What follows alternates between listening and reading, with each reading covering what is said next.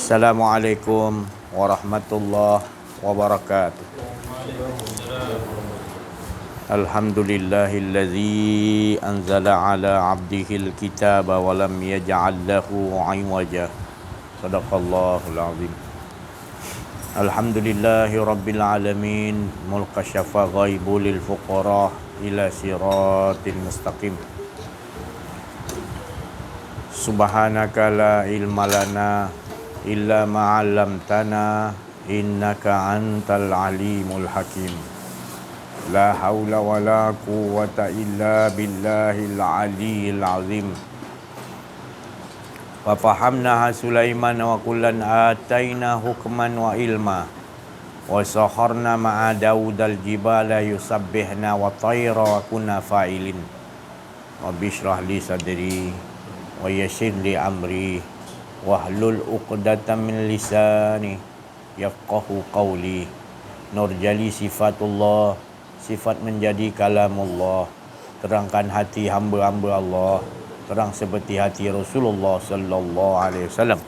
Alhamdulillah, alhamdulillah, bersyukur kita kepada Allah Subhanahu wa taala, limpahan kurniaan Allah, rahmat Allah, inayah Allah, hidayah Allah, dan berbagai-bagai nikmat yang Allah curahkan kepada kita, yang Allah Ta'ala anugerahkan kepada kita.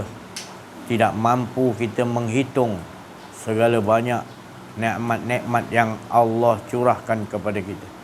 Terutama yang paling besar nikmat adalah diberi kepada kita ni hidup, lalu diberi kefahaman apa sebenarnya hidup kita ini, iaitu tidak lain adalah menceritakan, mengkisahkan untuk mengesakan Allah Subhanahu wa taala semata-mata, untuk mengagungkan Allah, meniadakan yang lain termasuk diri kita. Yang ada sebenar-benar adalah wujudullah. Ini sebenarnya ada tujuan hidup kita. Setiap detik, setiap saat, setiap nafas kita turun naik berhenti, Allah lah yang gerakkan. Jadi tak lain sebenarnya nak menyatakan Dia yang maha hidup. Jadi menombor satukan Allah dalam setiap detik kehidupan kita.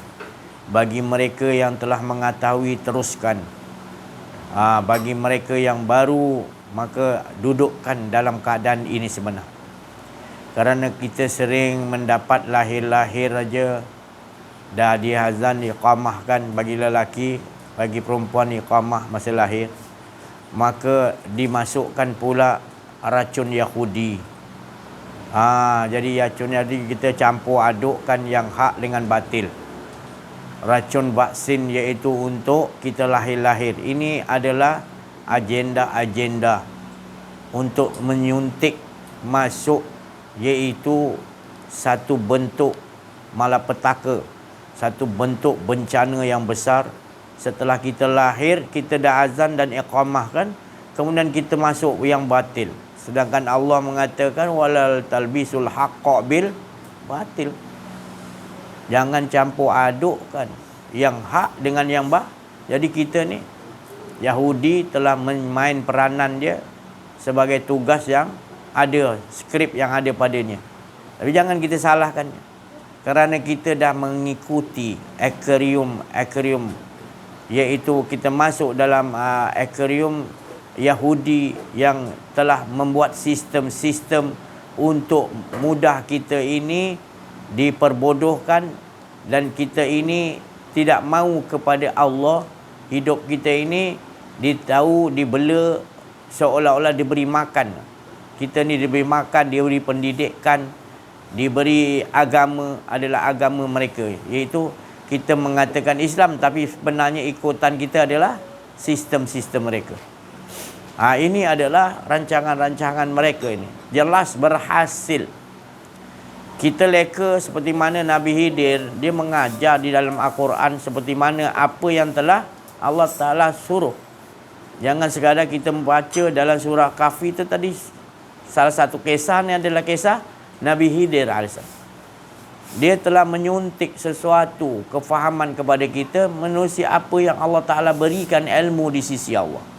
Suntikkan tu dari sisi Allah SWT. menyebabkan Nabi Khidir mengetahui awal, akhir, zahir dan batin. Jadi dia mengetahui ilmu tu sampai apa akan jadi ke depan. Maka itu dia mempersiapkan. Kenapa dilobangkan perahu tu? Pertamanya, kerana dia tahu akan datang hamba Allah yang kerjanya merompak perahu-perahu yang cantik-cantik. Kalau Nabi dia tadi tidak mengetahui dia apa yang tu, maka dia beritahu kepada Nabi Musa, engkau tidak akan mampu untuk mengikuti ku Musa. Tetapi tak apalah, dia bagi peluang juga. Nak diceritakan tadi kerana Nabi Musa nak sangat melihat ada ilmu yang lebih. Mana ilmu yang lebih lagi, iaitu di sisi Allah. Ni ilmu yang tak ada lagi yang lebih lagi, melainkan ilmu di sisi Allah, iaitu kita kenal diri, kenal Allah. Ni kita duduk ni adalah ilmu yang tidak ada lagi ilmu lebih tinggi yang diamalkan oleh para Nabi Rasulullah SAW. Nabi Khidir sendiri menjelaskan, suntikan yang masuk tu adalah suntikan, bukan suntikan vaksin-vaksin yang batil menyebabkan rohani kita terputus dengan Allah. Tapi suntikan tu tadi menyebabkan hilang akuan diri kita. Suntikan ni maknanya hari-hari kita dengar dia disuntik oleh Allah untuk supaya tidak mengakui keakuan diri kita. Ini adalah sesuatu ilmu yang di sisi Allah yang paling tinggi, yang ditakuti oleh iblis, dajjal, apa saja yang batil menakuti. Sebab ilmu ni tidak ada lagi yang dapat mampu mengalahkan, iaitu ilmu di sisi Allah. Jadi kita duduk sini bukan nak tinggi, tetapi kita tahu bila kita hilang akuan diri, disuntik oleh Allah, maka kita tahu yang hala tujuan kita adalah mengesakan Allah, menomorsatukan Allah, seperti mana Rasulullah sallallahu alaihi wasallam, para nabi disuruh ucapkan supaya mengajakkan kepada manusia apa dia? Sama-sama kita menomorsatukan Allah. Menomorsatukan Allah tu makna jangan ada lagi rasa kalau kita kata kita yang menomorsatukan Allah, tak kena. Tetapi dialah kul huwallahu ahad, dialah yang mengesakan dirinya sendiri. Jadi suntikan itu yang selalu yang kita sekarang ini dah terlalu dikatakan asing. Payah nak dengar tok ni kepada orang umum, orang awam. Kalau ada pun dia tak mau panggil, dia tak tahulah, dia dah diracuni dengan iaitu vaksin Yahudi ni, sistem Yahudi ni, hingga dia buta, tak nampak ini yang lebih mustahak daripada yang lain. Hancur rosak anak cucu keturunan kita disebabkan kita isikan dengan vaksin Yahudi ni tadi. Iaitu mereka mengajarkan kita vaksin tu supaya kita ni dikontrol. Dia mengontrol kita, dia memperbodohkan kita. Kalau zaman dulu tahun 70-an, 80-an dulu dipanggil santau. Takut kita bila sebut lalu kawasan tu, santau tu. Kalau dulu siapa ingatlah kawasan-kawasan ni, minta maaf. Siapa yang amalkan minta maaf, bertaubatlah. Ya. Ini santau yang lebih besar Yahudi buat. Dalam permakanan, dalam udara, dalam injection yang disihir, ditipu kita. Dia kata ni untuk obat kita. Dia kata obat pula. Dia sendiri pun tak pakai. Dia berlakon dia seolah-olah yang dia injek bukan vaksin tu. Dia tunjuk depan orang ramai, dia injek juga. Padahal yang dia injek masuk untuk dia tu bukan tu. Dia tak berani sebab dia tahu barang yang dimasukkan ni untuk orang Islam. Untuk dia dapat menyocok hidung manusia ni, macam lembu dicocok hidung, ditarik. Tarik aja sikit kat hidung dia ikut. Begitulah terjadi. Kita biarkan daripada start merdeka, lahir anak-anak divaksin, lahir. Sampai sekarang kita biasa dengan sebutan vaksin ni tadi. Biasa dah. Biasalah injek tu kan ada apa, kecil je jarum tu, apa nak takut. Dia kira jangan takut. Padahal dia tak tahu, tak faham. Itu santau. Untuk melemahkan kita, membuat kita ni jahil tentang Allah, menyebabkan kita menyebut nama Allah tak bergetar, tak ada rasa rindu pada Allah, pada Rasulullah. Ini tadi kumpulan nasyid kita tadi, di mana dididik oleh Ustaz Ahmad Auza'i dan Syekh Latif. Bagaimana ada kerohanian dia. Bila disebutkan tadi nama-nama yang kita sanjungi seperti Nabi Muhammad sallallahu alaihi wasallam, nama-nama para wali Allah, Syekh Abdul Qadir Jalani, termasuk vaksin getaran kerinduan ataupun kita mengingatkan balik, iaitu bagaimana dia itu mengesakan Allah dalam kehidupannya. Bukan kita memanggil, merasa kerohaniannya, merasakan kehadirannya tu menyebabkan kita ini jauh pada Allah, tetapi menyebabkan kita terfikir bagaimana caranya mereka mengesakan Allah dan mengajak manusia mengesakan Allah, terutama Rasulullah sallallahu alaihi wasallam. Itu pasal Rasulullah sallallahu alaihi wasallam, bila kita bacakan namanya, betul-betul akan datang rasa kerinduan kita. Masuk injection tu tadi, kerinduan kepada Rasulullah sallallahu alaihi wasallam. Bukan seolah-olah Nabi hadir, memang kita merasakan betul. Kalau makan durian tu terasa rasa durian tu tadi, musangking ke apa. Jadi terasa disebutkan nama Rasulullah sallallahu alaihi wasallam, terasa hadirnya tu tadi. Bukan di luar, tetapi di dalam diri kita. Merasakan bagaimana rasa ketenangan kita bila Rasulullah sallallahu alaihi wasallam, bila kita berselawat, bila kita nasyid untuk menyanjung-nyanjung membesarkan Nabi Muhammad sallallahu alaihi wasallam. Gembira kita. Sebab apa? Kita duduk dalam majlis ni dihadiri bukan saja kita rasakan Allah Subhanahu Wa Taala, tapi Allah hadirkan kecintaan-kecintaan kita selain daripada Allah, juga Rasulullah SAW, wali-wali Allah, Syekh Abdul Qadir Jalani, roh-roh yang lain juga Allah Ta'ala Subhanahu Wa Taala telah mendudukkan kita.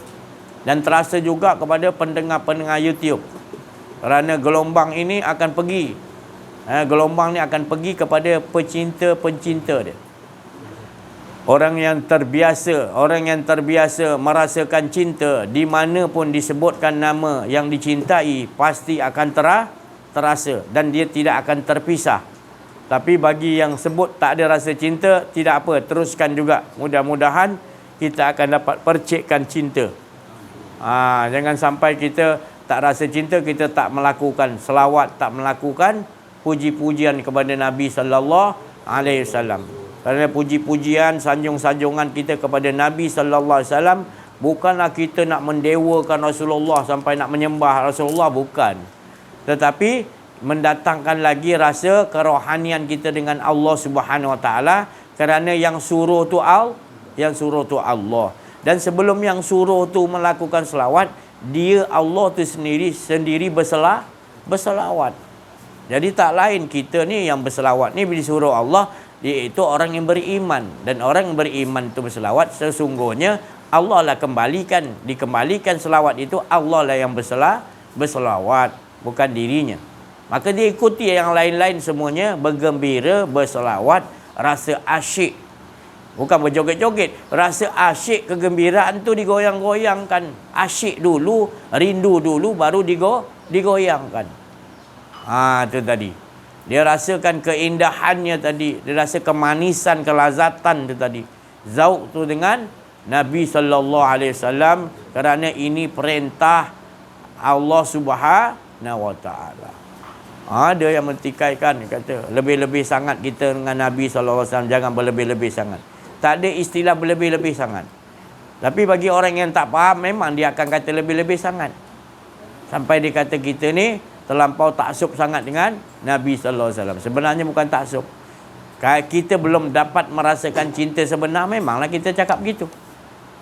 Tapi bila kita dapat rasa cinta yang sebenar kepada Nabi sallallahu alaihi wasallam, Allah memperkenalkan Muhammad itu kepada kita, baru kita tahu siapa Muhammad itu. Barulah kita rasa syok, barulah kita rasa zauq.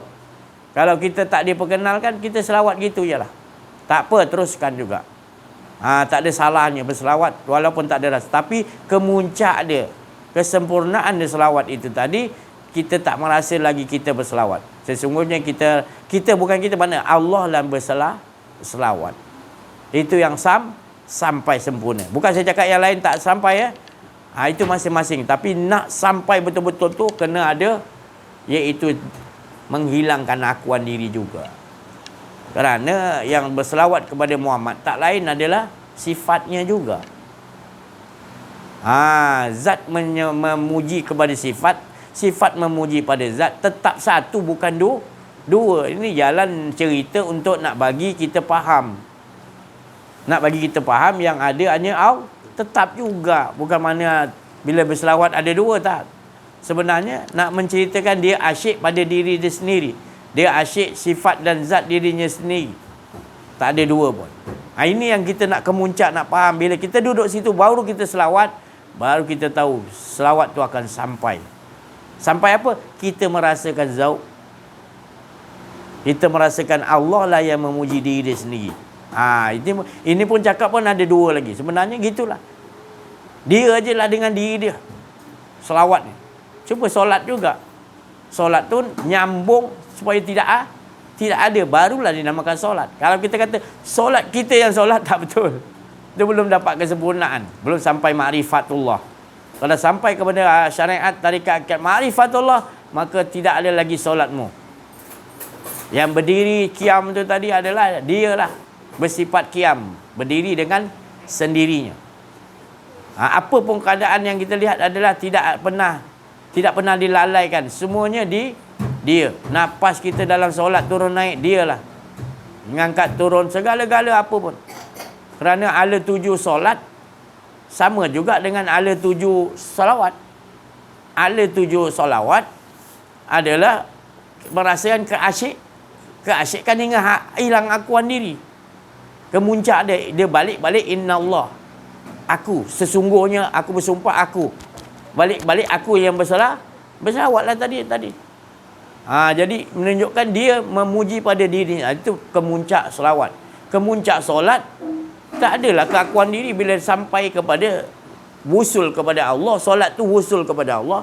Sambung. Bila sambung sesungguhnya tak ada. Yang ada hanya dia. Baru dapat inna solatatan hanifa sya'i wal munkar. Itu kemuncaknya bila solat yang diterima sempurna. Itu Allah sendiri bagi tahu. Jadi kita jangan sampai kita solat yang menunjukkan dalam keadaan kita tidak kenal Allah. Iaitu pertama sekali kita selalu mengatakan kita yang solat. Kalau kita kata aku usolli tu Allah, tak apa ni usolli tu kita kata kita dan kita mana. Dan kemudian kita masuk pula kita kata inni wajjahtu wajhiya lillazi fataras samawati wal ard. Kita kata kita bersumpah pula. Sesungguhnya aku hadapkan diriku kepada pemilik langit dan bumi. Ku hadapkan wajah yang mana satu? Layak ke wajah kita menghadap kepada Allah? Jadi tak faham, kita tak dabur. Kita baca selalu doa istiftah ni. Tapi sebenarnya wajah siapa yang ada? Semua yang ada binasa dulu, baru yang ada wajah. Dia menghadap wajah dia, bukan dua pun. Dia menghadap. Itu yang kita nak faham. Memanglah kita dah jarang dengar.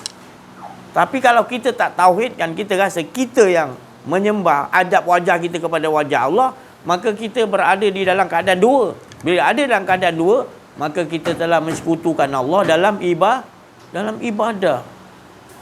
Susahlah nak buat. Bukan susah, kitanya dah terbiasa. Supaya sekarang kebanyakan kita orang agama Islam sekarang kebanyakan suka membaca Quran, tapi tak suka tadabbur Quran. Dah jadi kebiasaan. Bila kita pecahkan tadabbur kan dia kata pelik. Mana ada ni?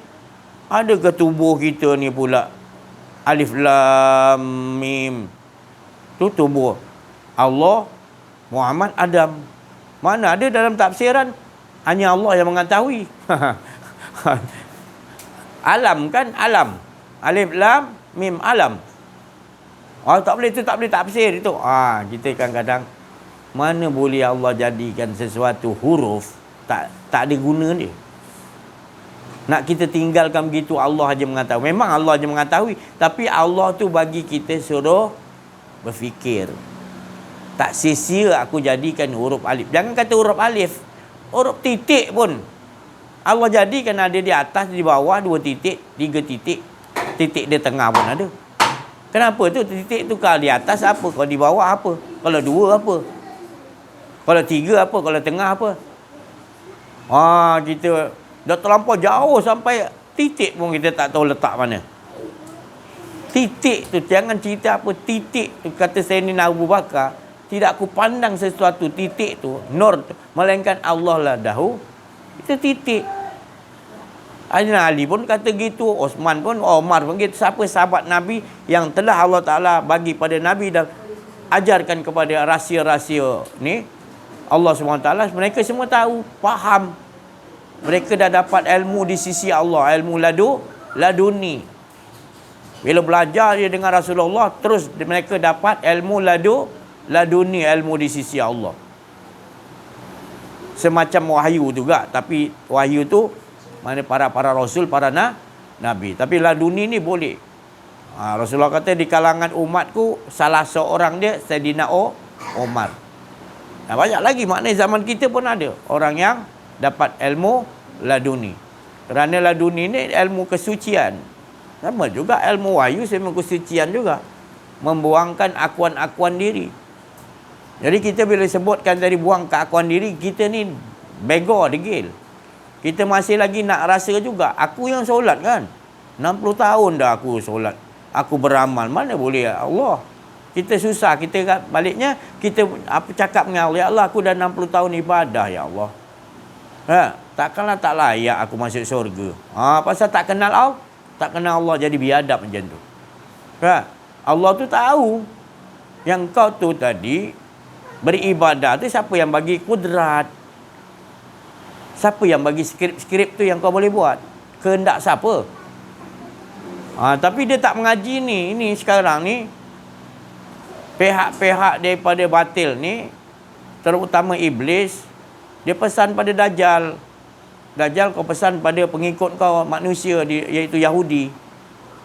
Engkau akan jadi menakluk dunia ni. Tapi syarat dia, engkau jangan bagi umat Muhammad, iaitu dia tu pandai tentang Allah, kenal Allah. Itu je. Kalau dia kenal Tuhan dia, engkau tak boleh buat apa-apa. Aku iblis pun tak boleh buat apa-apa. Tu tadi. Itu pasal kita ni susah nak duduk mengaji ni pun. Dalam universiti Islam sendiri, minta maaf saya cakap, pun susah nak bagi. Ada pun sikit sangat. Tak macam dulu-dulu pengajian pondok-pondok belum ada universiti dulu. Memang ini diutamakan dulu. Ini diutamakan dulu. Sebab awwaluddin ma'rifatul awal.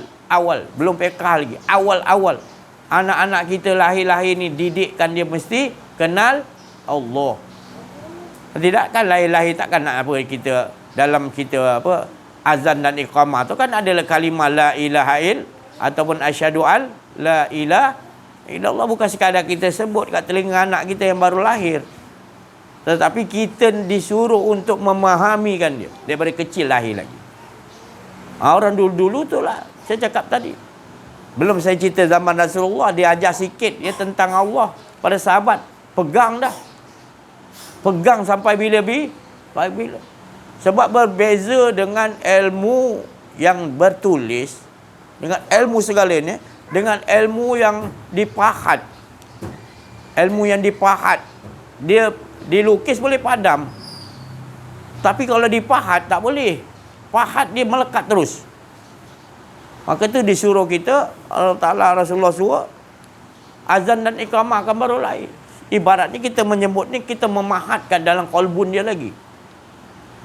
Supaya tidak ada kalimah lain yang lebih besar masuk kepada qalbun dia yang pertama. Betul? Lepas tu jangan pula tinggal pula. Ada azan dah qamatkan, lepas tu kita ajar pula sistem Yahudi kat anak-anak kita. Kena pimpin juga.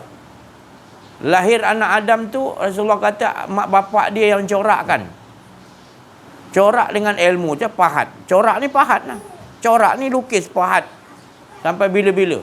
Arwah bapak saya tu ajar saya darjah 1, tak tahu ikat tali kasut. Dulu kan kasut mana ada Z-arm tu kan. Semuanya pakai tali pasang tu pun susah, kita pun tak faham. Pusing tolak sana, masuk kat lubang dia macam mana, kan? Berterabur kita masuk. Kanan dulu macam mana ni? Dia ajar tu sekali kita faham tu kita boleh buat sampai sekarang. Itu maksud saya. Jadi anak-anak kita ni sepatutnya macam tengok Ustaz Auza'i bawa semua anak-anak. Demam ke apa bawa duduk dalam majlis. Kerana tidak ada majlis yang lebih tinggi darjat dia, melainkan kita ajakkan supaya kita kenal dan dapat Allah Ta'ala. Budak-budak ni kecil ni mana tahu lagi. Jangan. Sebenarnya nanti bila dia meningkat dewasa, benda tu dah dipahat.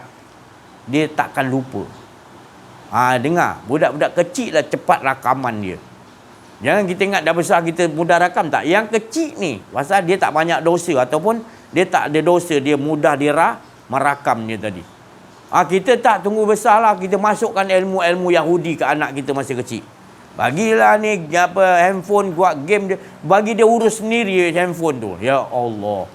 Bila menangis sikit anak sikit, bagi handphone diam. Ya Allah. Ini istidraj tau. Anak kita ajar anak kita ke arah kesesatan.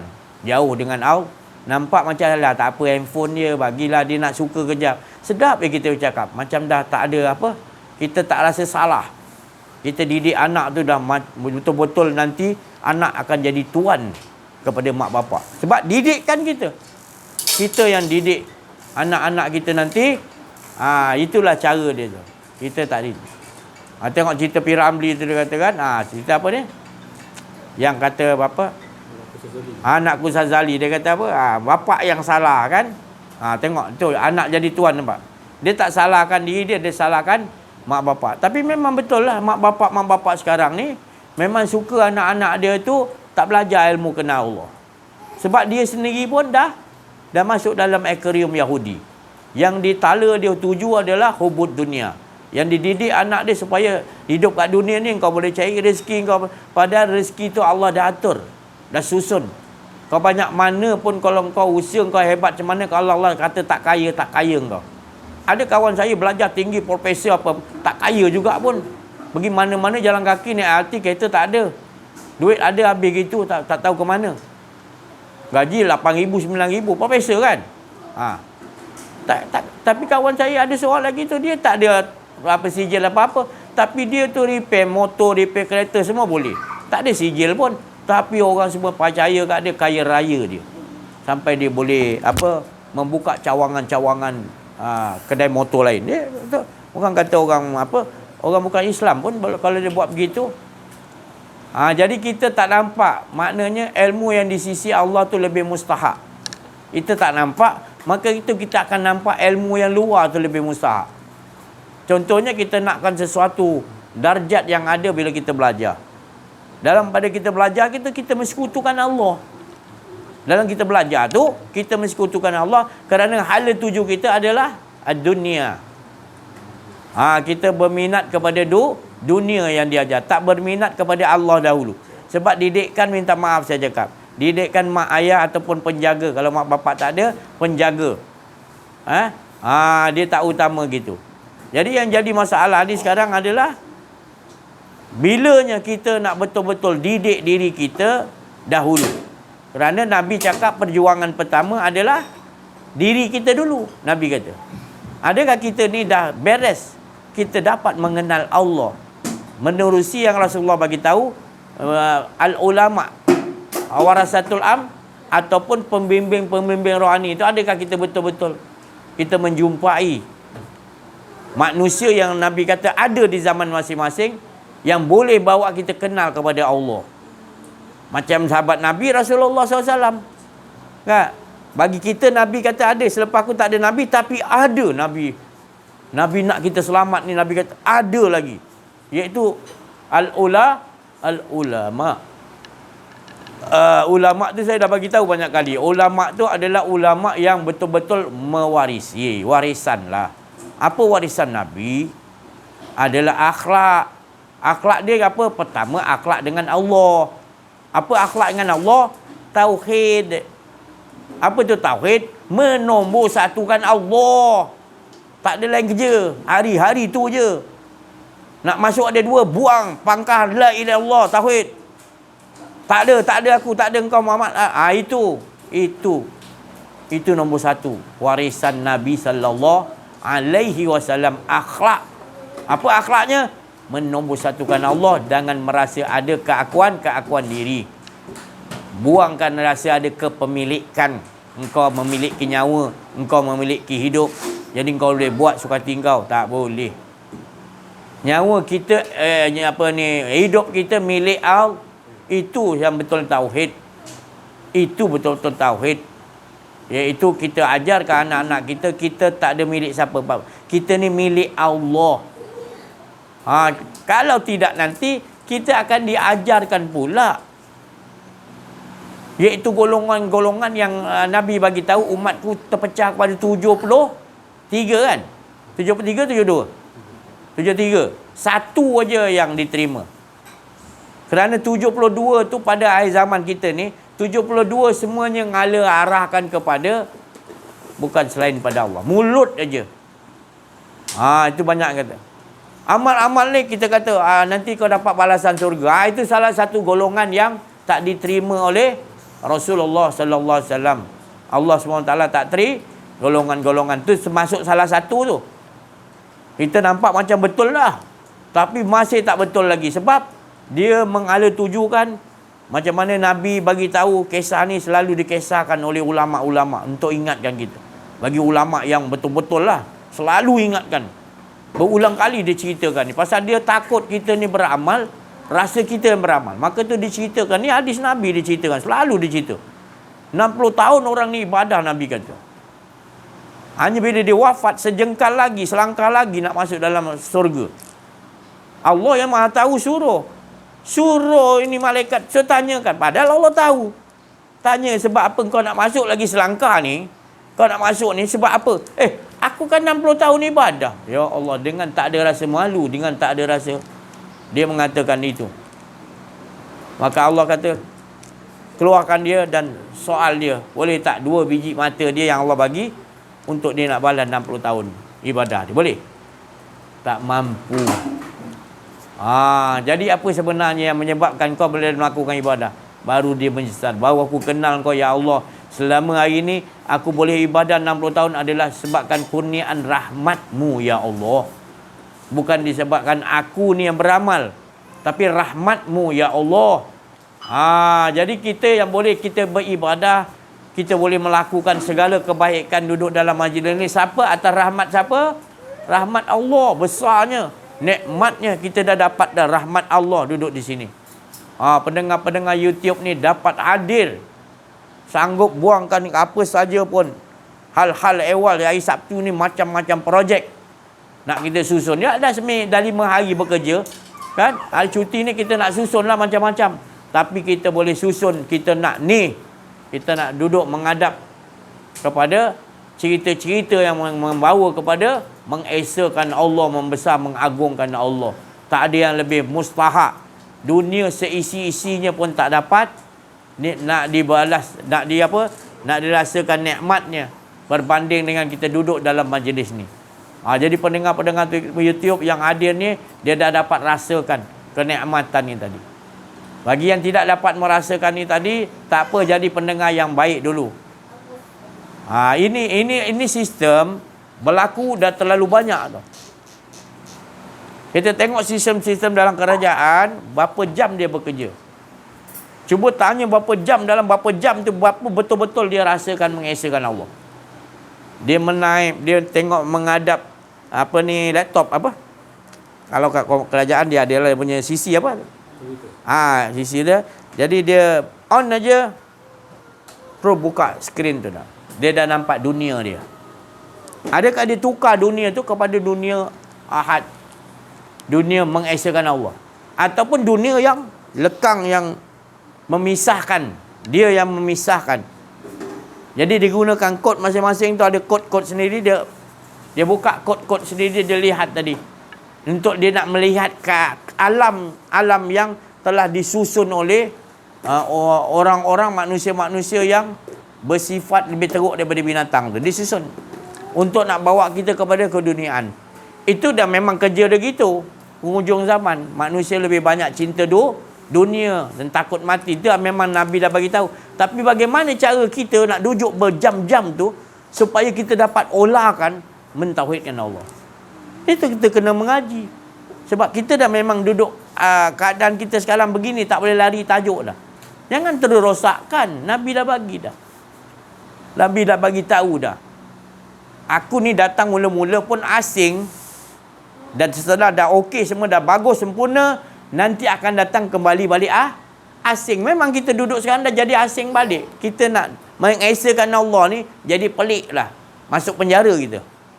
Di adik-beradik ke abang, minta maaf saya cakap, akan macam seolah-olah pisahkan kita.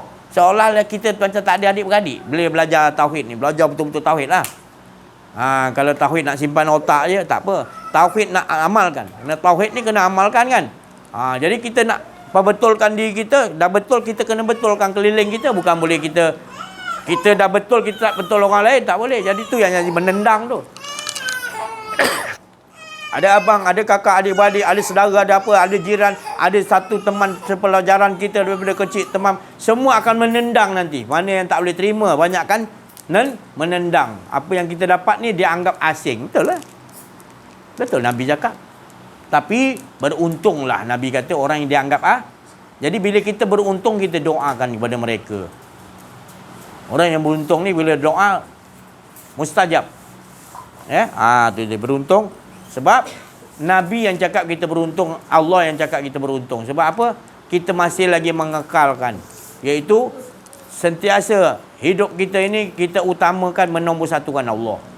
Dan kita ajakkan, walaupun keliling kita tak mau mengesakan Allah, tak mau kenal diri, kita terus menerus. Orang Syajih ni apa dengan teman-teman dia, tak jemu-jemu ke hari-hari cerita balik-balik ni je. Ada orang cuba nak menutupi cerita yang hak ni. Dengan jalan cerita, dia cerita gembar-gembur pada orang, apa ni balik-balik tu ambil. Dia cerita kat belakang kita begitu. Sebab hati dia tu penyakit. Kita tak ada ganggu dia pun, kita malah nak tolong bagi tahu dia. Sudahlah tu. Engkau tak akan bahagia selain dengan Allah. Kebahagiaan tu adalah bila engkau kenal diri engkau, kau kenal Allah, bahagia engkau. Itu yang kami dapat. Maka itu kami sungguh-sungguh nak menolong supaya kita sama-sama dapat kemenangan, dapat kebahagiaan, dapat ketenangan. Tak ada lain. Macam-macam cara Allah Ta'ala bagi. Ilmu-ilmu di sisi Allah, tak lain. Kita mengesahkan Allah sama-sama dan ajakkan, tak ada lain.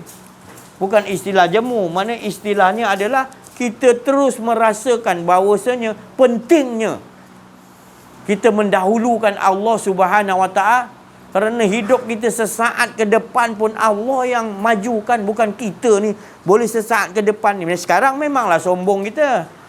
Kita tak rasa sesaat ke depan ni Allah yang apa. Bila nanti tercungap-cungap dalam laut ke, tercungap-cungap sakaratul maut, baru kita lihat yang pegang nyawa kita adalah Allah.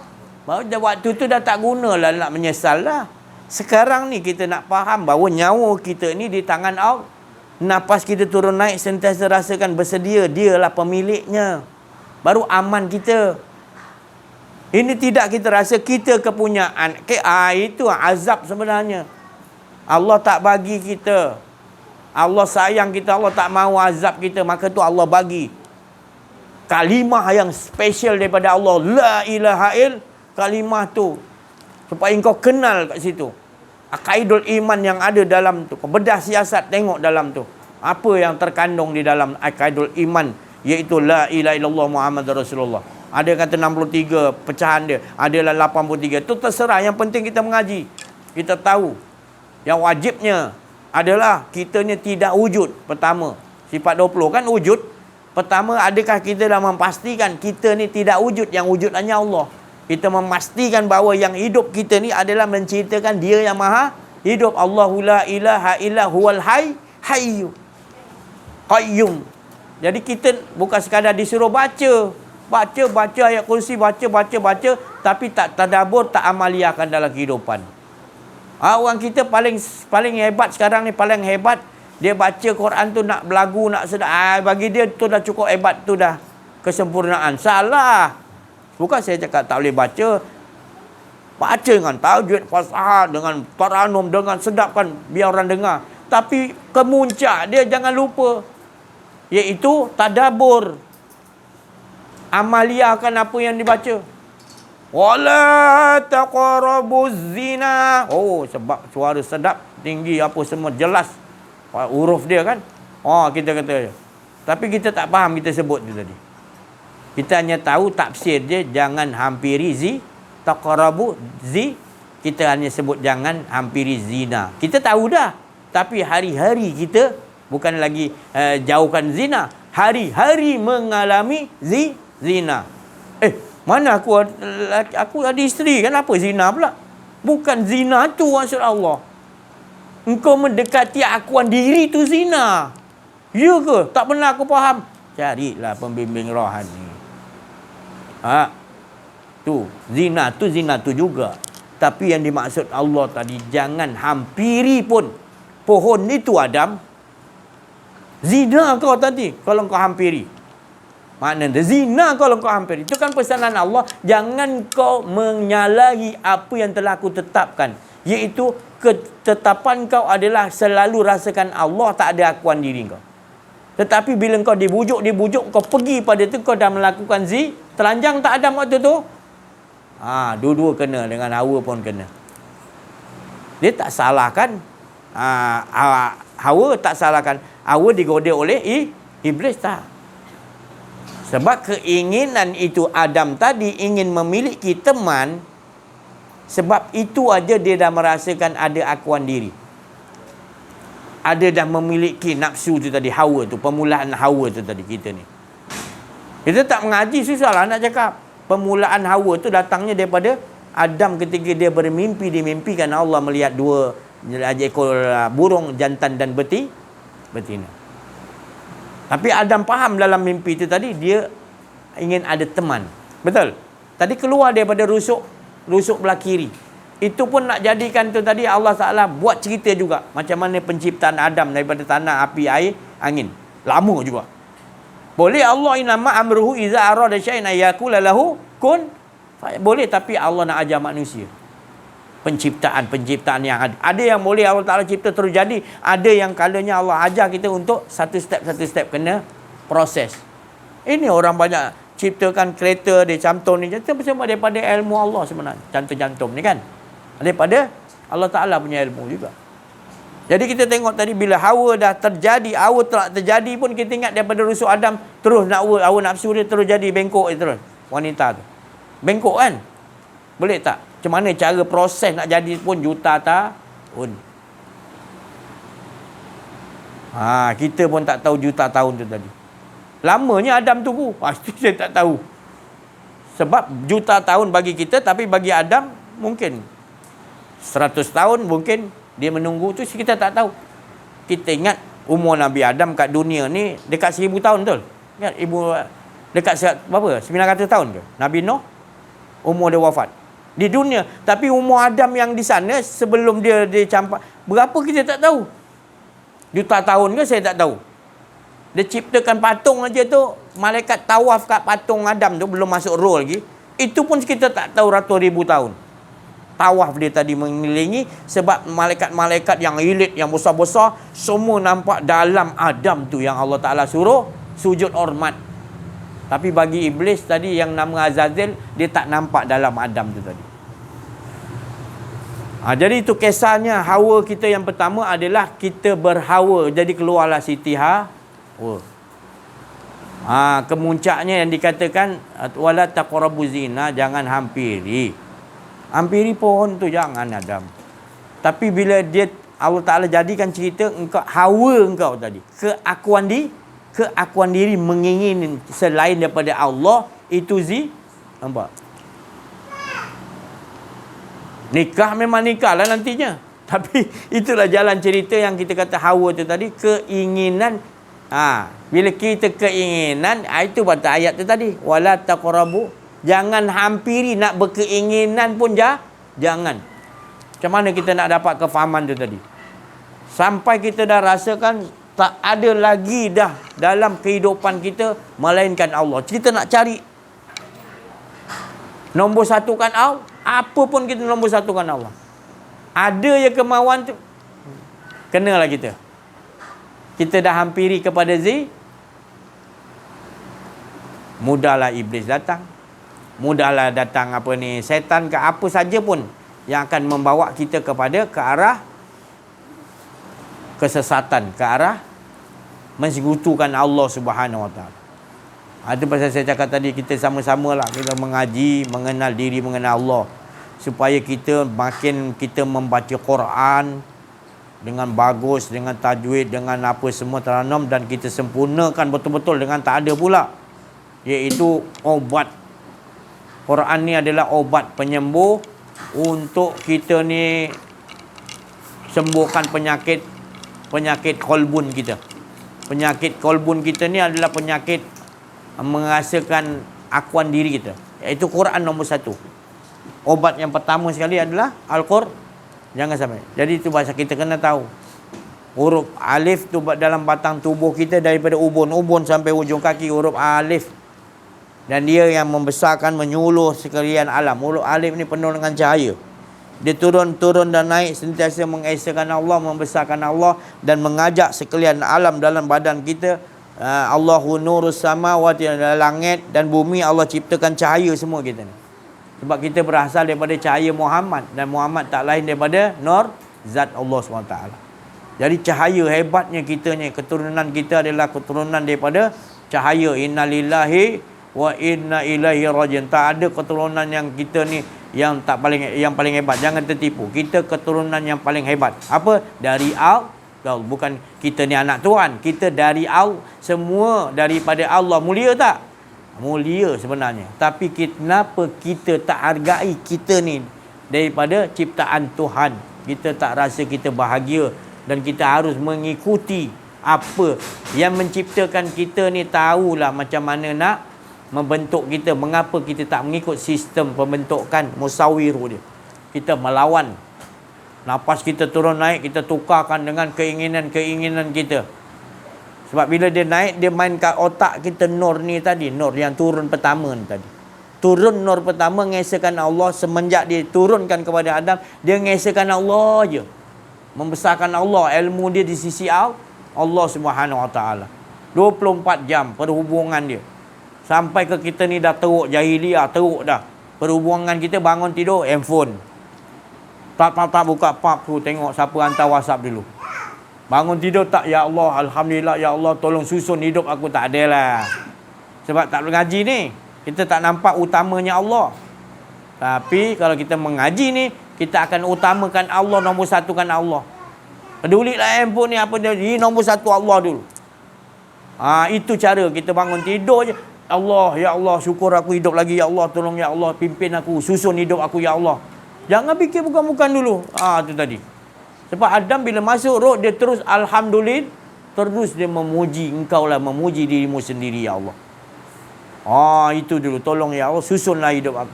Begitu dulu. Kita tidak bangun tidur, mana handphone aku, mana laptop, ada siapa WhatsApp. Sebab mengiringi kita waktu tidur tu adalah kebatilan. Mengiringi kita waktu tidur tu, Allah akan tanya. Waktu tidur Allah tak kira, malaikat tak kira dosa ke apa mimpi kita. Tapi mengiringi sebelum kita nak tidur tu, apa yang kita ingat? Tak? Kita tinggal tiap handphone ke, laptop terlelap ke, mengiringi kita waktu tu yang azab tu. Jadi jaga baik-baik. Waktu kita nak tidur tu, nak betul ambil wuduk betul-betul, mengiringi kita tu tadi, mesti kita mengesahkan Allah betul-betul. Dia yang boleh tidurkan kita bagi kita ngantuk, dan dia yang nak bawa kita di alam yang tadi. Bila kita direhatkan, dibawa berjalan macam penduduk kafir. Direhatkan, ditidurkan macam bukan tidur, tapi direhatkan. Sebab nafas tu masih lagi turun naik. Nafas tu masih turun naik lagi. Dibawa berjalan. Isra wal Mi'raj. Menurut apa yang dia waktu mengiringi waktu dia tidur. Kalau dia seorang yang bagus, yang kenal diri, kenal Allah, mengiringi waktu tidur adalah mengesahkan Allah. Dalam mimpinya dia bawa perjalanan pun mengajakkan mengesahkan Allah SWT. Seperti para rasul, para nabi, para wali Allah. Mereka tak tidur. Sebab mereka tidur pun mereka dibawa berjalan juga pergi ke satu kawasan yang untuk memberi syafaat. Nabi SAW, kalau kita kata dia tidur lah, tidurnya tu tadi pun bawa pergi mana-mana memberi syafaat. Malaysia belum ada kan, dia dah pergi dah. Dia taburkan, maknanya syafaat-syafaat dia nanti akan datang naik masjid di kawasan itu. Akan naik tempat orang akan mengesakan Allah. Macam tu sekali Nabi SAW punya syafaat. Apatah lagi wafatku, hidup kena wafatku sendiri akan memberi manfaat. Tak, bukan mana Nabi tu wafat tak ada syafaat dah. Berjalan terus syafaat Nabi SAW. Hebat ni, maknanya kita agungkan Nabi Muhammad SAW tu, bukan kita syirikkan Allah. Bukanlah macam orang lain cakap Muhammad tu adalah Tuhan, bukan. Muhammad tu qul innama ana basyarum, manusia seperti kita juga. Namun dia sembunyi kat situ. Namun dibagi kesucian, bahawa Nabi tu tak ada, yang ada hanya kesucian untuk mengesakan Allah. Jadi Nabi Muhammad SAW ajakkan kita supaya kenal Allah. Bila kita kenal Allah, baru kita tahu kita tak pernah ada. Betul? Betul tak? Bagi orang yang dah sampai wusul, bila dia dulunya belum dia sampai kepada Allah, dia tercari-cari macam mana Allah ni. Dia kata sampai pada Allah. Tercari-cari, biol jadi otak dia. Belajar guru ni, wali ni, jumpa. Tak dapat juga. Allah belum izinkan. Tapi bila Allah izinkan, ya Allah, selama ni aku cari Allah, rupanya sebenarnya aku yang dicari. Dia tak pernah tinggalkan aku pun. Dan sebenarnya aku ni tidak ada, yang ada hanya dia. Baru dikatakan sampai. Bila dikatakan yang ada hanya dia, barulah kita tahu berdiri, rukuk, sujud, apa. Allazina yadhkurunallaha qiyaman wa qu'udan wa ala junub tafakkaruna fi khalqis samawati wal. Tak ada lain dah tafakur kita, yang ada hanya Allah. Kita nampak di langit, seluruh langit tu, apa alam pun. Di bumi ni seluruh, dalam berlapis-lapis bumi, alam apa pun. Kita pergi mana pun kita akan tak lain. Tafakaru, nampak Allah. Pemikiran kita nampak Allah. Itu orang yang Allah Ta'ala dia hilang akuan diri dia. Dia tak nampak yang lain lagi dah. Bawa lah alam macam mana pun, dia tetap nampak esa Allah yang menciptakan. Dan semua tu tak ada kuasa. Yang ada kuasa adalah kuasa ahadah, iaitu kuasa Allah Subhanahu. Ini kita nak bawa dalam kehidupan kita. Beruntungnya kita berada dalam keadaan ini. Inilah yang dikatakan berita gembira yang Nabi SAW diutus oleh Allah. Yang kita anggap ni beban. Ini satu keuntungan Allah ciptakan. Allah ciptakan kita bukan untuk merugikan kita. Tapi Allah ciptakan kita, Allah sayang kepada kita. Maka itu harus engkau tahu, inna lillahi wa inna ilaihi raji'un. Bukan kau sebut pada orang yang mati itu, tapi engkau tahu, engkaulah itu kuburan. Tubuh engkau kuburan. Dalam diri engkau tu tadi nak dihidupkan. Dan kitab-kitab yang ada semua tu adalah kitab-kitab yang terzahir. Kitab-kitab yang original adalah pada dalam diri engkau, yang Allah Ta'ala kata, iqra' kitabah. Tengok sendiri apa yang datang tu semua daripada Allah. Engkau kena esakan setiap yang datang tu tadi. 24 jam selagi kau hidup, apa yang datang tu semua, nafas kau turun naik, kau esakan Allah. Itu kitab tu yang nak tertulis tu nanti. Kau nak terus ikuti tulisan-tulisan apa yang telah Allah Ta'ala iqra' kitabah. Yang kau disuruh baca, tengok apa yang ditulis, ikutlah. Ini tidak engkau membantahnya. Bila di sini engkau tak membaca kitab kau, maka itu dalam kubur akan disoal. Tapi bila di sini lagi kita membaca tu tadi, jadi tidak adalah sebenarnya yang hendak disoal. Sebab kita dah bereskan ketika di dunia ini. Jadi Allah tak akan nyaya masuk dalam kubur mesti ke nak kena soal, nak kena azab. Tak ada. Nabi Muhammad SAW pun gaib. Ataupun bangkit dalam kubur jadi seluas-luas. Kubur tu adalah salah satu menuju kepada rahmat Allah Subhanahu Taala. Indahnya, tak rasa pun impitan. Tapi kalau kita di dunia kita masalah dengan Allah, tak kenal diri, tak kenal Allah, masalah kita dalam kubur. Sebab kita tak kenal, tak faham Tuhan kita sendiri. Maka itu disoal sebab kita tak faham. Tapi kalau kita dah faham, malaikat tidak akan.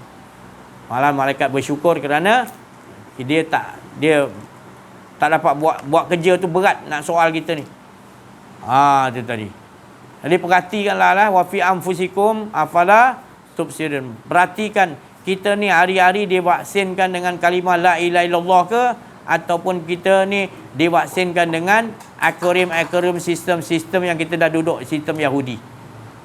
Dan kita terus mengekalkan ikut sistem tu tanpa kita ketahui, ataupun kita buat bodoh je. Sebab kita dah terlampau cinta dunia hingga kita takut nak mati.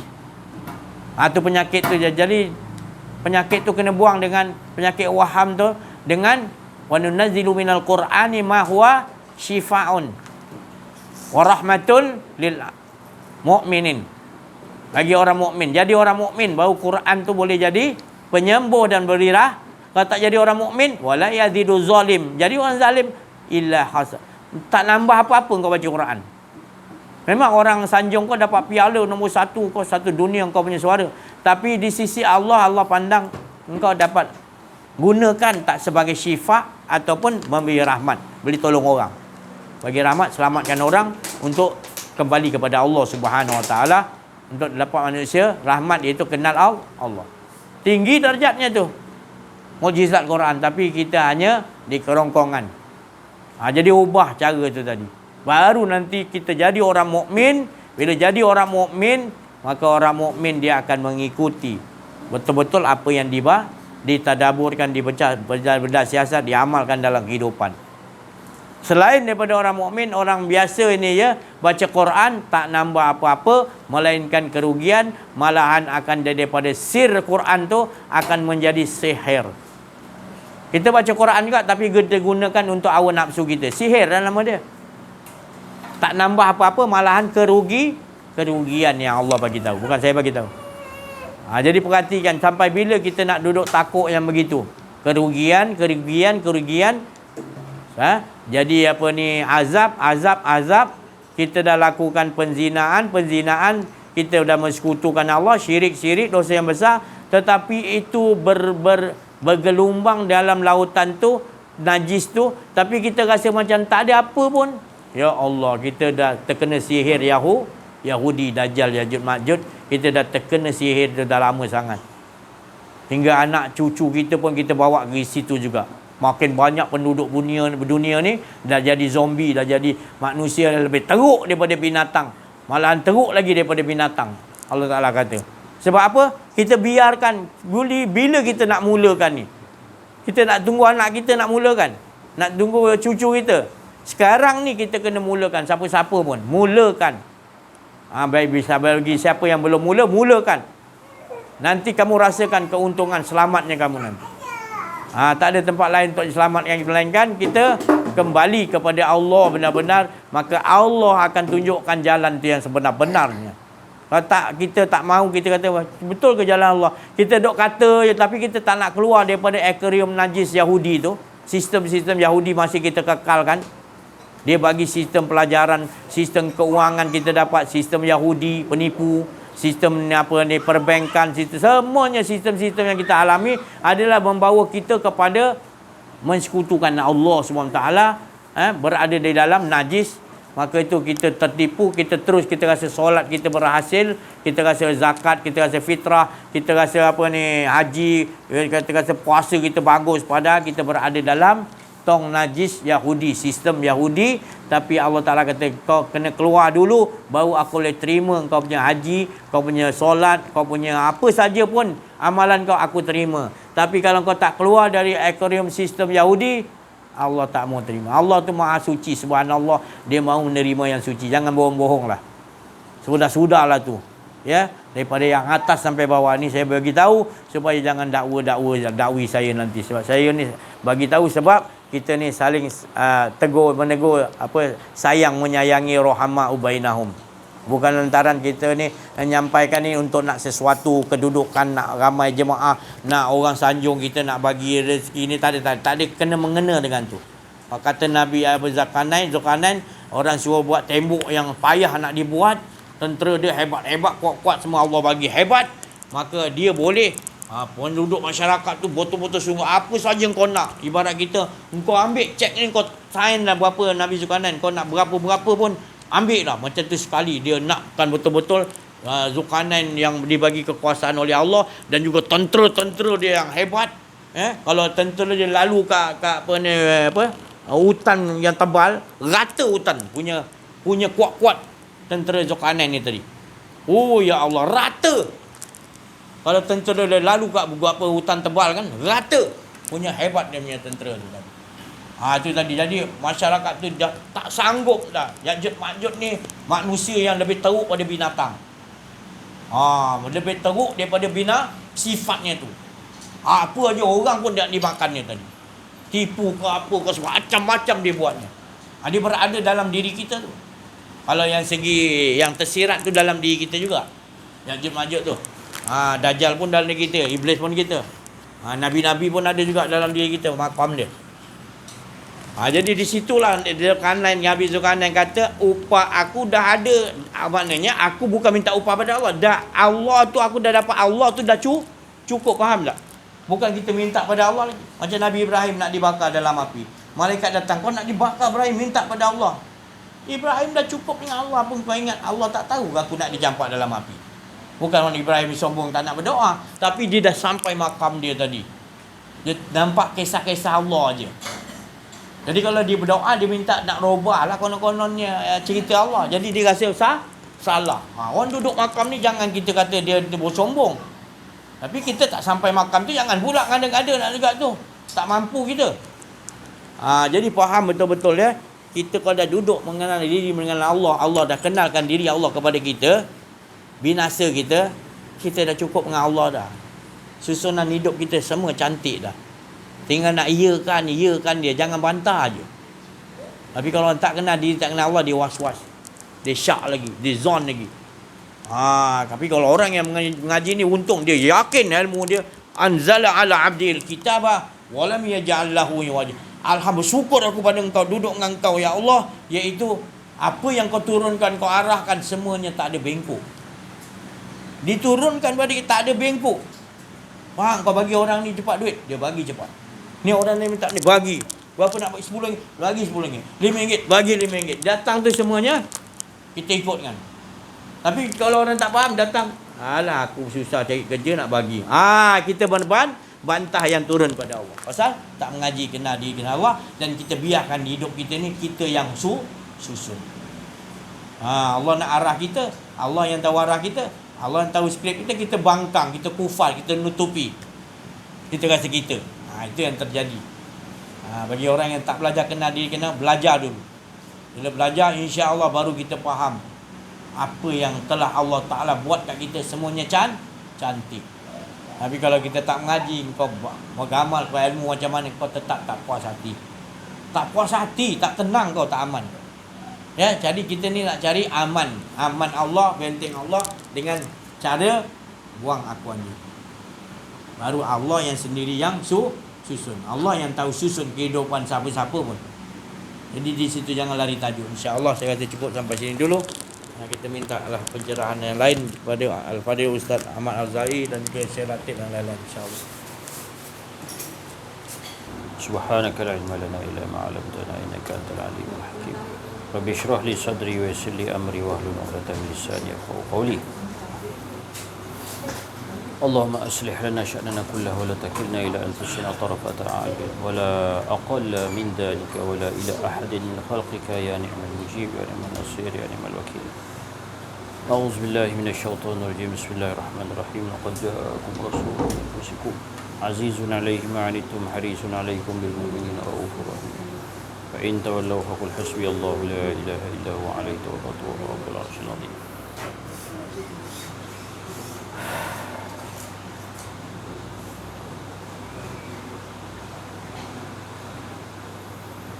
Allahumma salli wa sallim wa barik ala sayyidina Muhammad. Tibbil qulub dawaiha wa afiyatil abdan wa shifaiha wa nuril absari wa diyaiha wa ala alihi wa sahbihi ajma'in. Kalau kita ikut arus dunia ni memang suruh kita ni mensyirikkan Allah SWT. Baru malam tadi saya terjumpa satu benda, iaitu mata pelajaran sejarah. Mata pelajaran sejarah pun suruh mensyirikkan Allah, tapi secara halus, tanpa kita tak sedari.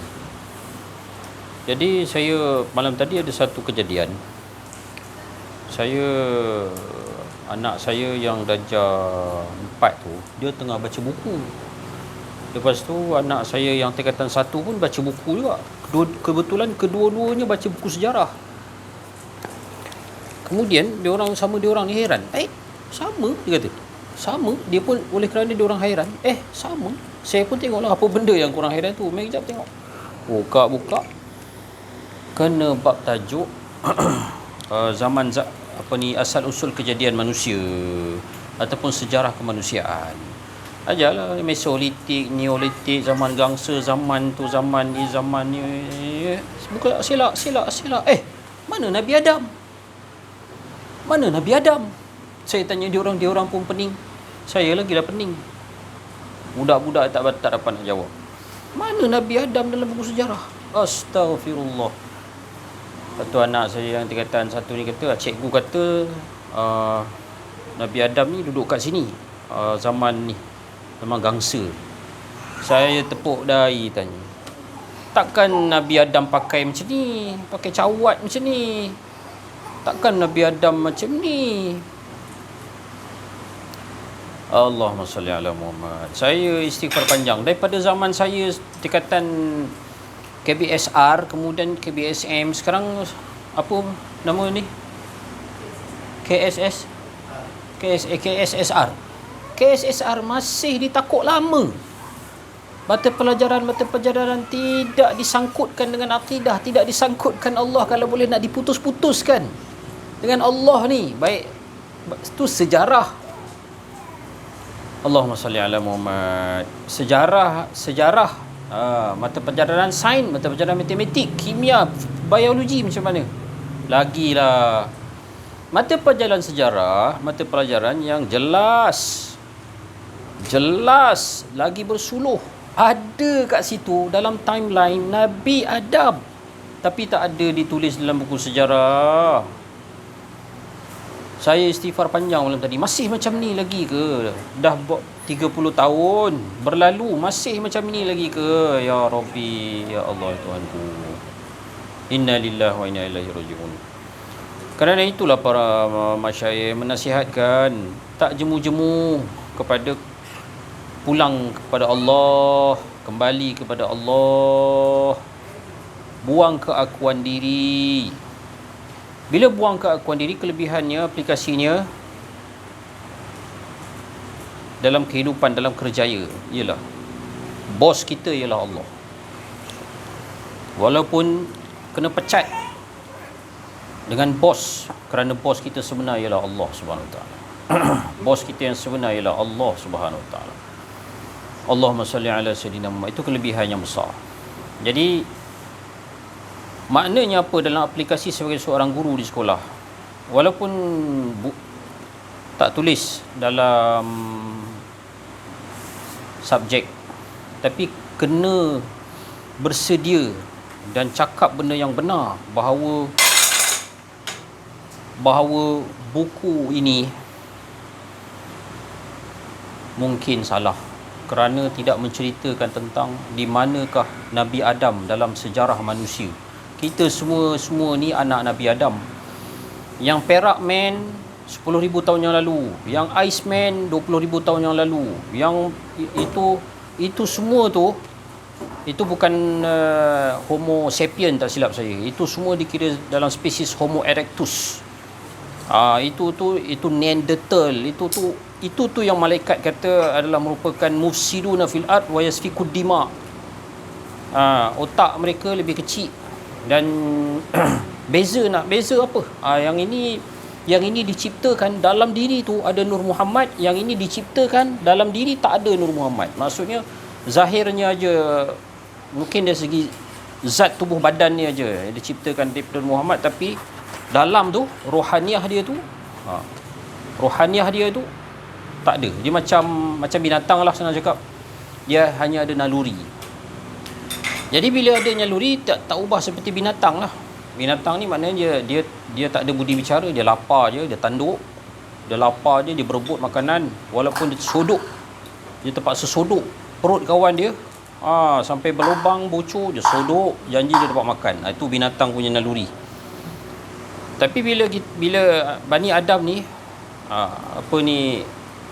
kelebihannya ialah wa 'allamal adamal asma'a kullaha. Dia telah di dalam sejarah Bani Adam ni ada asma'a kullaha. Apa asma'a kullaha tu? Para arifin billah berkata dia adalah nama-nama nabi. Jadi dalam sejarah sepatutnya diterangkan di mana daripada timeline sejarah tu disebutkan Nabi Adam lahir kat mana, lepas tu keturunan Nabi Adam ada berapa, kemudian sampai kat Nabi Idris, Nuh, Hud, Soleh, banjir besar berlaku kat mana, anak-anak selepas banjir besar Nabi Nuh tu anak-anak terbahagi pada berapa pula, yang jadi Ya'juj Ma'juj siapa, yang jadi Ya'juj Ma'juj tu lari ke mana, bawa apa, ke dunia mana dia sembunyi, macam mana boleh jadi Ya'juj Ma'juj. Itulah dia sejarah dunia. Bukan sejarah belajar manusia pakai cawat, lepas tu manusia pandai buat alat-alat gangsa. Itu bukan manusia. Itu Neanderthal. Itu kromosom-kromosom pun lain. Inilah yang perlu dilakukan oleh para cerdik pandai, para akademia dalam dunia akademik, iaitu sebuah tajdid untuk mengembalikan semua mata pelajaran subjek kepada mentauhidkan Allah Subhanahu Wa Taala. Kalau tidak habis syirik ada kita. Terputus daripada melihat Allah Subhanahu Wa Taala dalam setiap subjek. Macam mana nak ubah perkara ni? Tangan-tangan tuan-tuan, tangan-tangan kalian dan lidah-lidah yang Allah Taala bagi modal kepada kita. Kita buat apa yang boleh. Bermula daripada para guru di sekolah, cerita yang betul. Wattaqullah wa yu'allimukumullah. Bila kita takwa, Allah ajar semua. Bila kita buang keakuan diri, Allah ajar semua. Macam mana saya cikgu fizik, macam mana? Jangan risau. Buang keakuan diri, Allah ajar. Macam mana fizik tu nak mentauhidkan Allah. Saya ada guru kimia, macam mana? Jangan risau. Buang keakuan diri tu, nanti setiap kimia tu Allah tunjukkan kimia ilahiyah. Kimia-kimia halus yang dapat mentauhidkan Allah Subhanahu Wa Taala. Nampak? Allahumma salli ala Muhammad. Nanti para guru kimia akan fana dulu melihat keajaiban dan keindahan wajah-wajah Allah Subhanahu Wa Taala. Bila dah dia fana, baru dia boleh fanakan orang lain. Anak-anak murid dia ni mengajar. Allahumma salli wa sallim wa barik ala sayyidina Muhammad wa ala ali sayyidina Muhammad. Itulah setakat itu dulu saya kira kesempatan talk pada pagi yang berbahagia ini. Minta maaf kalau ada terguris hati, tidaklah saya niatkan sama sekali. Tidaklah saya mengkritik ini dengan rasa kebencian, bukan, tetapi kritikan ini sebenarnya adalah kasih dan sayang.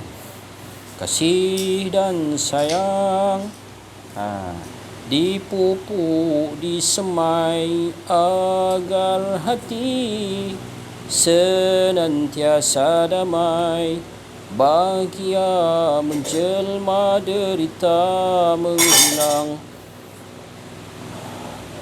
duka dan lara menjadi riang.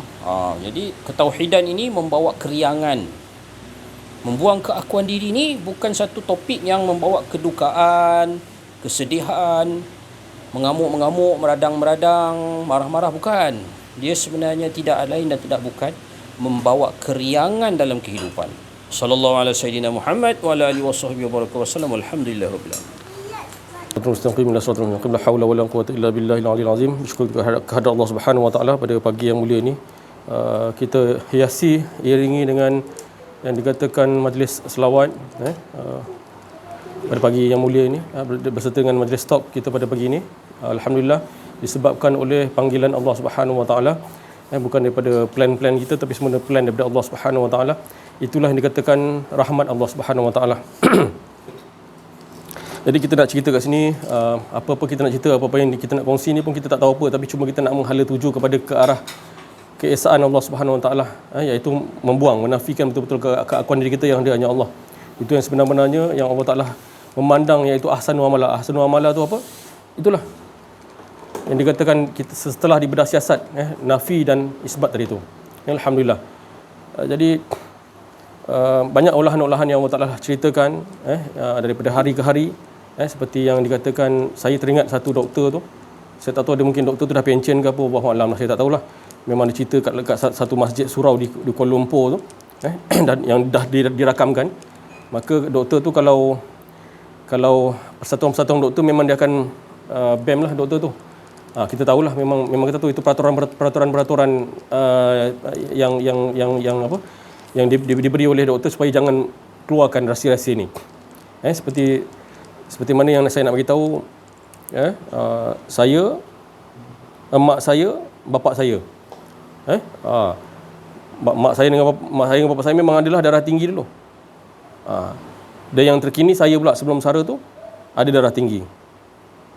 Saya pun tak tahu kenapa ada darah tinggi. Tapi tak apalah, itu semua aturan cerita Allah tak nak ceritakan. Jadi saya cerita saya dulu.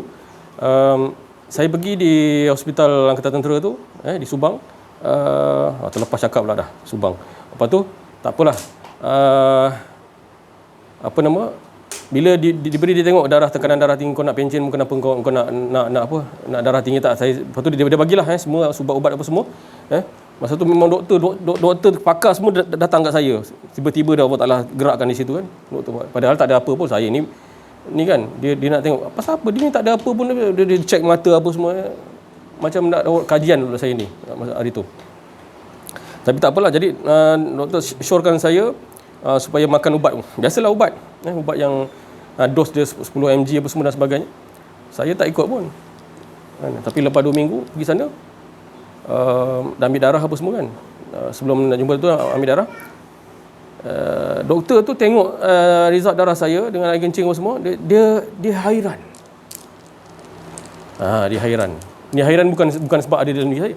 Dia hairan saya punya buah pinggang tak ada kesan apa-apa pun. Tak ada kesan sebab saya tak makan ubat lah ceritanya.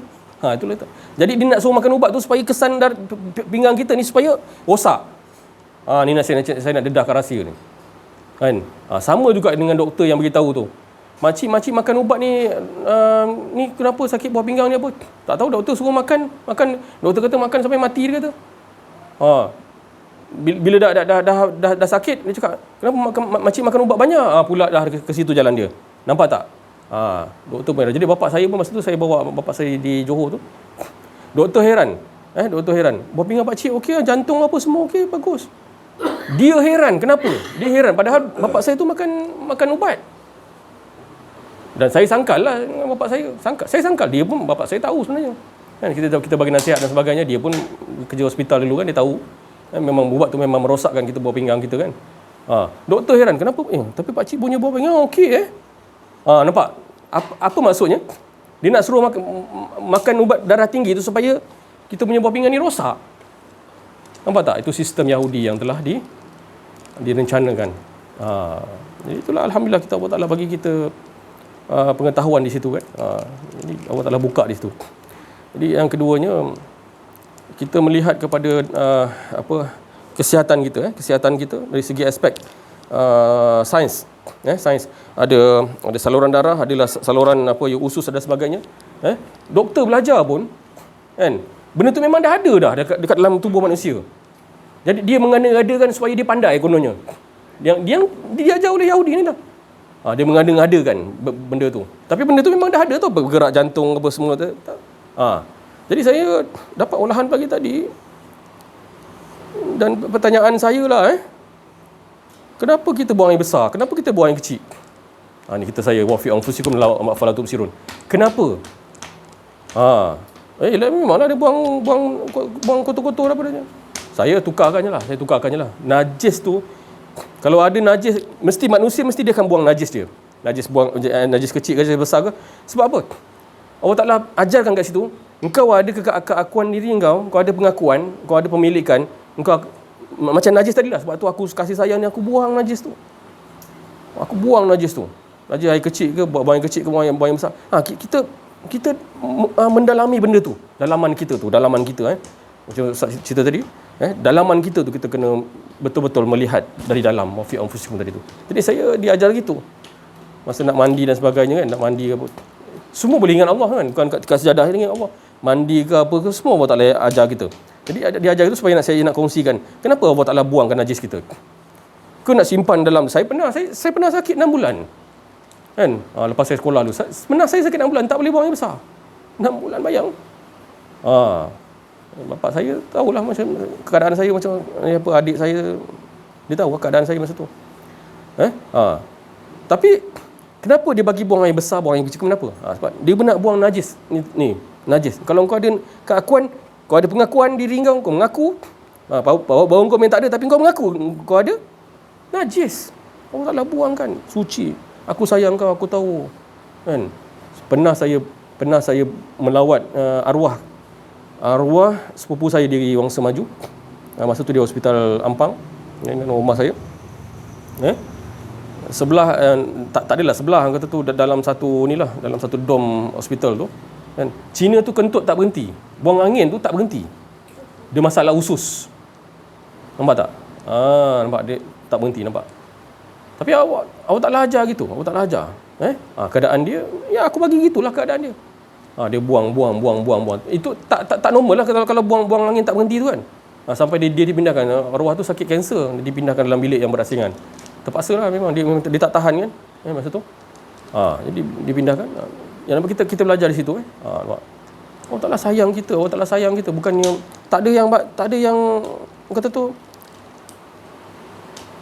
tak ada yang ialah dalam diri kita ni semua Allah Ta'ala letakkan berfaedah bagi dalam diri kita. Menelisik dalam diri kita. Allah Ta'ala ajar kita dalam diri kita ni. Tak ada yang batil pun, tak ada apa pun. Aqul ja'al haq wa zahaqal batil innal batil dan hak adalah posisi yang Allah Ta'ala letakkan. Jadi itulah betapa besarnya kalau kita tengok tadi buang air besar dengan buang air kecil tadi tu. Allah Ta'ala sayang kita tu, buang air besar gitu. Orang sakit tak boleh buang air besar tau.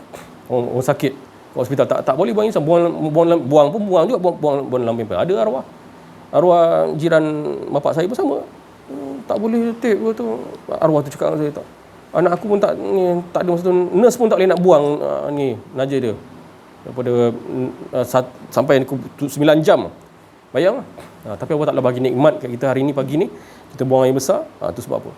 Tu menelisiklah dari dalam. Pelajaran tu ada kat dalam. Semua ni ada dalam. Nanti Allah Ta'ala tunjuk. Oh gini. Kita belajar benda ni memang akan dapat masuk benda tu. Sebab apa? Kita nakkan Allah tu, dia akan bagi. Betapa besarnya yang dikatakan berkehidupan dengan Allah SWT. Dia tak nak kita ada dalam najis. Apa maksudnya ada dalam najis? Kita mengaku, pengakuan diri. Pengakuan diri kita ada macam-macam lah, ilmu, amal kita segitu. Lepas tu kita ada harta benda yang Allah Ta'ala bagi sikit je lah, sikit. Macam pasir lah, sikit lah. Mengaku lagi. Padahal sikit benda tu. Macam pasir. Mengaku lagi ada. Kita Nabi Sulaiman pun ajar kita kan. Peristiwa Nabi Sulaiman ya. Hazam min fadl Rabbi, jangan aku banyak mana aku. Ustaz baru cerita tadi kan. Gaji besar mana pun 8,000 pun tak dia, duit dia ke mana dah. Pada orang yang tak ada apa-apa tu dia qanaah, cukup dengan Allah. Kau pergi pindah ni macam-macam lah orang nak cakap kan. Kau siapa nak ni lah, rezeki aku bagi ke? Rezeki aku yang cari ke? Kan Allah Ta'ala suruh aku usaha ke cari? Gerak dia juga kan, macam mana pun. Kasih sayang Allah tak nampak. Kalau tak nampak Allah, tak tahu Allah Alam. Dia buta di situ lah. Cari. Kita dapat benda ni insya-Allah kan. Bukan kita nak cari dunia kan, bukan kita nak kejar dunia kejar kita. Macam yang dikatakan solat sunat 2 rakaat sebelum subuh, sebagaimana apa, dunia dan seisinya dia dapat. Dunia dan seisi-isinya kan. Bukan kita nak dunia tu, kita nak pemilik dunia dan seisinya, iaitu Allah Ta'ala tu, baru dia mencukupkan keperluan kita. Sebab apa? Kita redha. Kita dapat redha Allah Subhanahu Wa Ta'ala, dapat Allah tu. Kita cukup, susahlah, senang mudah kita nak cakap, tapi kita nak amalkan susah. Sebab kita dah bertahun-tahun kan, bertahun-tahun dengan kita punya keakuan, rasa pemilikan tu, rasa pemilikan. Kita ada isteri, kita ada anak, banyak mana isteri kau pun jangan anggap tu ni milik kau. Tu milik Allah Subhanahu Wa Ta'ala. Kalau ada 4 isteri pun, kalau kau tak dapat didik isteri kau mengenal akan Allah Ta'ala, kau tak layak jadi suami Senang cerita dah. Ni senang saya cakap lah. 4 isteri kau kaya kan. Saya cakap dengan kawan-kawan saya dulu. Kaya, isteri dia semua pakai skirt pendek semua. CEO syarikat. Dia layak ke dia jadi suami? Layak ke dia jadi, sebab duit banyak, datuk contoh kan. Datuk Seri pakai skirt pendek semua. Contohlah. Kan kau tak dapat nak didik itu baru pakaian. Kan belum dalaman lagi. Kan bukan kita nak cakap kita ni bagus, kita tidak. Itulah. Orang anggap ke situ dunia. Kan? Isteri pertama je pakai tudung, pakai cantik muslimah. Kan? Yang lain semua CEO syarikat, tiga semua pakai skirt pendek. Contohnya Allah Ta'ala bagi cerita tu kan. Layak ke dia jadi suami? Mampu ke dia? Mampu duit. Orang pandang situ duit. Nampak tak? Ni saya nak cakap. Tu cakap banyak mana pun. Seorang isteri pun dia mampu apa? Mampu bawa isteri dia bawa kepada Allah. Tu dia. Itu kemampuan. Tu nak cakapnya. Jadi ialah berumah tangga lah. Tapi kita ni akan ditanyai oleh Allah Subhanahu Wa Taala. Kau ajar tak isteri kau, ajar tak anak kau mengenal akan Allah Subhanahu Wa Taala. Engkau pun tak lepas lagi. Tak apalah, tak lepas, kita carilah pembimbing rohani. Macam mana? Takkan aku nak cari ustaz kat masjid surau je. Yalah, itu pun belajar juga. Saya macam ni, alhamdulillah dapat Allah Taala letakkan. Saya pun pergi masjid juga, saya pun pergi surau juga. Kuliah subuh pun saya pergi, kuliah maghrib pun saya pergi. Tak ada masalah. Janji dalaman kita ni mengesahkan Allah. Walaupun yang mengajar tu pun tak dapat mengesahkan Allah. Ni cakap terus terang lah. Saya detect Allah Ta'ala detect. Engkau mengajar pun tak ada ni. Aku tak dapat zuk dengan Allah SWT. Kan? Sama juga dengan imam yang solat dekat depan tu, boleh tak dia bawa mi'raj dekat makmum dekat belakang? Bukan dia yang bawa, tapi dia tak rasa qayyumiyah dia yang solat Allahu Akbar. Kita belajar kat apa takbiratul ihram tu, macam mana cara nak lebur. Kan? Bukan tu je, sebelum lagi Allahu Akbar. Tu panggilan apa? Panggilan lebur. Dan sebelum tu lagi, sebelum azan lagi, kita dah kena lebur lah. Kan? Jangan nampak diri kita. Nampak diri kita maknanya kita nampak semua yang dinyatakan semuanya menyatakan Allah yang Esa. Tu sebenarnya. Itu kita nak dalami benda tu semua, insya-Allah. Sama-sama kita bawa keluarga kita, anak-anak kita, kawan-kawan kita, sahabat-sahabat kita yang masih belum dapat ni. Bukanlah kita cakap kita dapat, kita dapat ni syok dengan Allah Subhanahu Wa Taala. Syok nak cakap syok macam ni. Tu. Jatuh bangun pun tapi tetap aku dengan jalan yang dikatakan jalan yang dibawa oleh Rasulullah SAW. Qul in kuntum tuhibbunallaha fattabi'uni yuhibbukumullah. Barang siapa yang dicintai oleh Allah Subhanahu Wa Taala, ikuti jejak langkah Nabi Muhammad SAW. Iaitu apa dia? Syariat, tarikat, hakikat dan makrifatnya sampai makrifatullah. Solat pun kena sampai makrifatullah lah. Kan? Mengenal, kau tak kenal kau nak solat macam mana? Kan? Usolli lagi masih aku lagi tak boleh juga. Usolli tu menyatakan dia baru betul, sempurnalah solat dia. Jatuh bangun tu, itu Allah Ta'ala akan letakkan. Kita memang banyak dosa kita. Allah Ta'ala hajar kita ni zalam nak. Kan? Hari ni bukan kita ceria je. Hari ni kita ceria, besok kita duka. Besok kita ceria, lusa yang akan datang kita duka. Itu cakap suka, duka, gembira, sedih, semua ada. Jangan yang dapat suka je, besok dia duka je, tak boleh terima pula. Kenapa kawan aku ni tak senyap je, duka je, muka masam je. Kan? Tak boleh terima pula. Memang dia ada masam manis. Itu pahit getir Allah Subhanahu Wa Taala nak bagi kita. Nampak tak? Itu nampak percaturan Allah Subhanahu Wa Taala. Susunan daripada Allah Subhanahu Wa Taala. InsyaAllah kita sama-sama menghayati apa yang diberkatakan dan dikongsikan ini, sama-sama kita bawa dalam kehidupan harian kita. Bukan kita menyebut, tapi kita bawa dalam kehidupan harian kita, insya-Allah. Sekian daripada saya, Abdullah Taufiq Hidayah. Wassalamualaikum warahmatullahi wabarakatuh. La haula wala quwwata illa billah. Waalaikumsalam warahmatullahi wabarakatuh. Bismillahirrahmanirrahim. Alhamdulillahirabbil alamin. Wassalatu wassalamu ala asyrafil anbiya wal mursalin sayyidina Muhammad wa ala alihi wa sahbihi ajma'in. Di sadri wa yassir li amri wa hlul 'uqdatam min lisani yafqahu qawli. Alhamdulillah, syukur kepada Ilahi kerana dengan izin dan limpah kurnianya hari ini dapat berkumpul di teratak kami untuk sedikit jamuan dan mendengar talk daripada Syekh Aziz.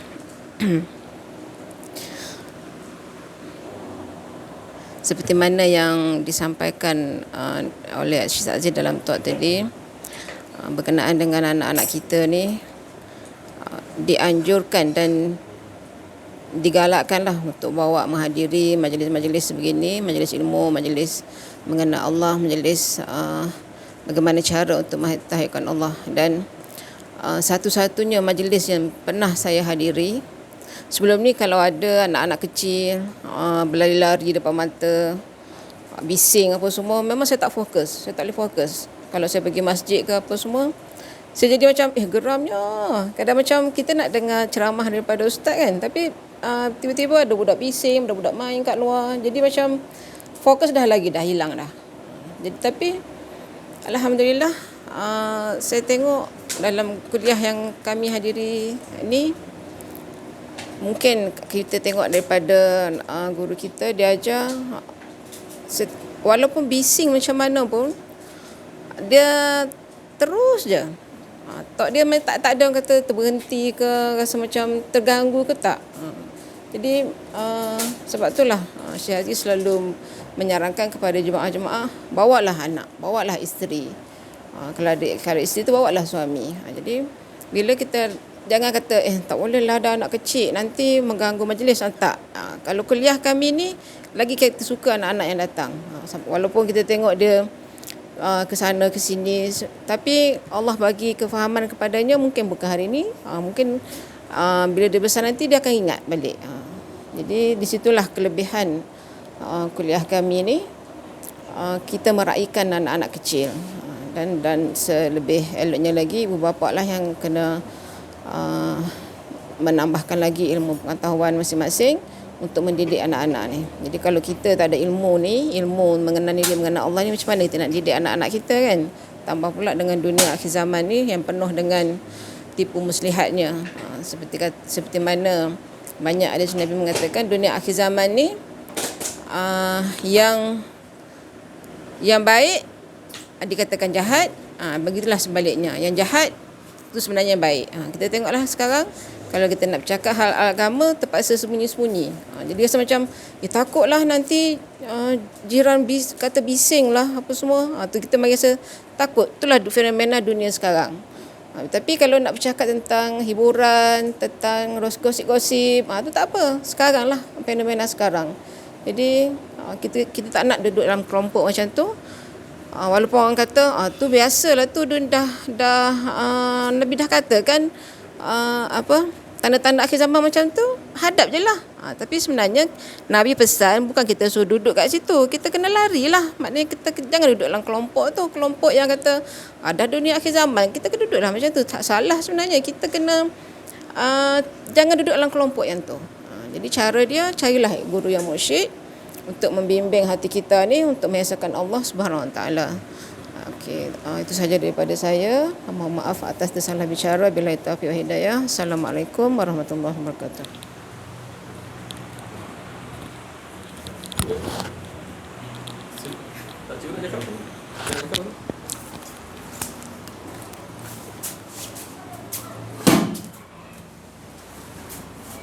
Alhamdulillah, syukur kita kepada Allah Subhanahu Wa Taala apa yang diucapkan oleh sahabat-sahabat teman-teman kita itu semua. Tu bahagia dapatkan Allah Subhanahu Wa Taala. Saya nak beritahu bahawasanya kita ni terutama pendengar-pendengar YouTube semua mendapat kebahagiaan. Asalkan niat kita tadi semata-mata nak menomorsatukan Allah, buangkan keakuan-keakuan diri. Kalau nak kita dengar semata-mata kita nak ajak orang berdebat, kita dapat lawan, kita menang, itu kebanggaan kita, maka itu sudah salah daripada tajuk utama. Tajuk utama dia bukan kita nak merendahkan orang, nak menghina orang, nak cari salah orang, tapi tujuan dia nak mengajak sama-sama kasih sayang, iaitu mengesakan Allah, menomorsatukan Allah. Itu dia ajakan tu tadi, yang mahal dia kat situ. Jadi itu kita berhentilah cukup sampai sini dulu. InsyaAllah nanti kita jumpa buat talk mungkin di Kuala Lumpur, sebab saya malam ni insyaAllah akan balik, InsyaAllah. Jadi terima kasih banyak-banyak atas perhatian semua. Semua yang hadir ni ya, semua bagus. Semua sentiasa dalam pemeliharaan Allah Subhanahu Wa Taala kita semua. Dan juga mohon maaf atas kekurangan kesilapan pada pendengar-pendengar yang dengar YouTube ni ke apa. Afu minkum wabillahi taufik wal hidayah. Assalamualaikum warahmatullahi wabarakatuh. Takbir. Sallu ala nabi. Bismillahirrahmanirrahim. Wal 'asr. Illal ladzina amanu tawasaw